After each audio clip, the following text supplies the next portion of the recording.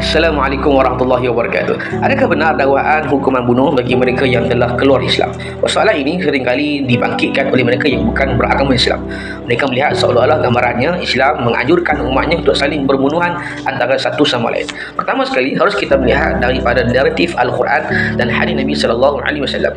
Dari sudut Al-Quran, tidak ada sebarang ayat yang menjelaskan tentang perintah Allah menyuruh kita untuk menghukum bunuh bagi mereka yang menukar agama.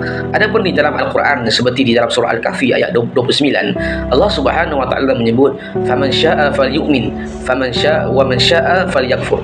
Siapa yang memilih untuk beriman maka berimanlah. Siapa yang mahu memilih untuk menjadi kafir maka kafirlah ia. Ayat ini menjelaskan tentang tidak ada larangan, tidak ada paksaan untuk menganuti agama Islam, dan tidak ada larangan dan tidak ada paksaan untuk memilih menjadi orang-orang kafir.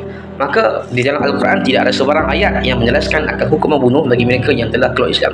Adapun di dalam hadis Nabi sallallahu alaihi wasallam, ianya bertepatan dengan hadis Nabi dalam riwayat Al-Bukhari. Kata Nabi sallallahu alaihi wasallam, "Man baddala dinahu faqtuluhu." Siapa yang menukar agama maka bunuhlah ia. Maka di kalangan para ulama menjadikan hadis ini sebagai dalil asas kepada hukuman bunuh bagi mereka yang menukar agama. Tetapi sebahagian para ulama yang lainnya pula mengkritik hadis itu dengan beberapa sudut. Pertama, pada sudut periwayatan hadis. Ada yang menilai hadis itu sebagai dhaif. Yang kedua, para ulama juga mengkritik dari sudut keumuman hadis tersebut. Mereka melihat keumuman hadis itu kepada perkataan badala dinahu, iaitu perkataan menukar agama.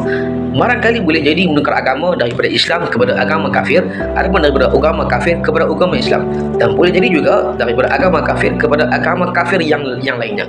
Maka hadis itu adalah bersifat umum, ia tidak spesifik, tidak menunjukkan perincian bunuh bagi mereka yang menukar agama daripada Islam kepada agama yang bukan Islam. Maka para ulama melihat hadis itu tidaklah boleh dijadikan dalil sebagai hukuman bunuh bagi golongan yang murtad. Adapun pada sudut yang ketiganya pula, ada yang melihat dari sudut sirah Nabi sallallahu alaihi wasallam.